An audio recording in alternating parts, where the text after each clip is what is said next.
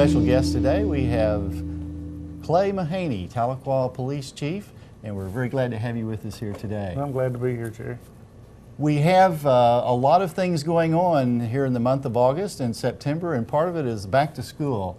Let's remind the people in the community a little bit about the importance of safe driving as we go back to school. Well, they should be aware of all of our school zones that we have here in Tahlequah and where all the schools are located. We have 3 crossing guards here in Tahlequah. One's at Oklahoma and Downing, one is at Greenwood, and one is at Sequoia. And what are some special things that people should remember when they're in all neighborhoods, but especially in those areas? Well, they need to be aware of the speed in those areas. You know, it's 25 miles an hour in those areas, and a lot of times on Downing they want to still drive 35. And there may not be a lot of kids cross there, but there's still kids that go across there to go to Cherokee. And I suppose with the amount of activity in and around the community with our children and young people and even adults out spending outside time in their communities with whether it's their neighborhood or downtown or wherever, that it's just a real important thing to be aware that there's a heightened level of people on the streets. There is. And staying aware of that will keep us safe here in Tahlequah, keep our kids safe when going to school. And we have school resource officers in schools also. If these kids have any kind of problems that they need to talk to the police about, they can get in touch with these school resource officers. If they even have problems at home or at school, they're there for them at any time. And those are available to all levels of school, whether Right. it's kindergarten through 12th grade. Right. Well, it's a great program, and we do see those resource officers out in the community, not just on the school grounds, but also at community events. I've seen them participate in support and help with our Tahlequah Police Department. They do, and they are part of the department. Now, what about in our community, Chief, the number of police officers that we have on the street, and tell us a little bit about their training and their certification. Well, they have a CLEAT certification that switches through the state of Oklahoma, and that our officers are all CLEAT certified, or we have to have them that way within a year after they get hired on.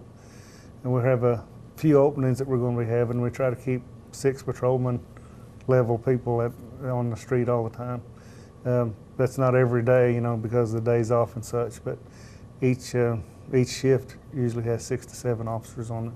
And it's very important for people to remember that it goes on 24 hours a day, 7 days a week, 365 days out of the year. We don't get a day off for the whole department at one time. You know, it's just the individual days off. We're there for them every day. It's always operational. Right. Always operational.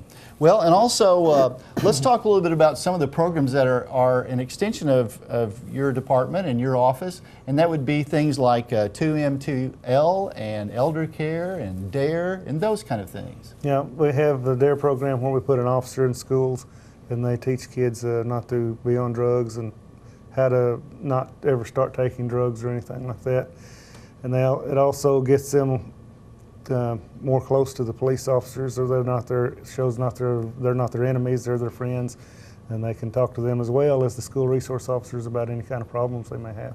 And what about our elder programs? We have an Elder Watch program which Captain Tom Jones goes out into the Senior Citizens building and once a month and puts on programs about scams and things like that, because there's always people out there wanting to make our elder people victims, you know, to crimes that they may not other people. But, you know, that it's a thing that that's their target, is the Elder Watch or the elderly people, because of they're on fixed incomes and they're easier to convince because they're more trusting than younger people are nowadays. And so if an individual, one of our elders in the community, receives a phone call or someone that appears to, there might be a scam, may not be, but it may be a scam, what is their process? Who do they call? They call the police department, and they need to get in touch with Captain Tom Jones. He's over that particular program, and he can put in place what officer needs to be there so we can get to our detectives and get the thing worked out for them. A great service for the community. Right.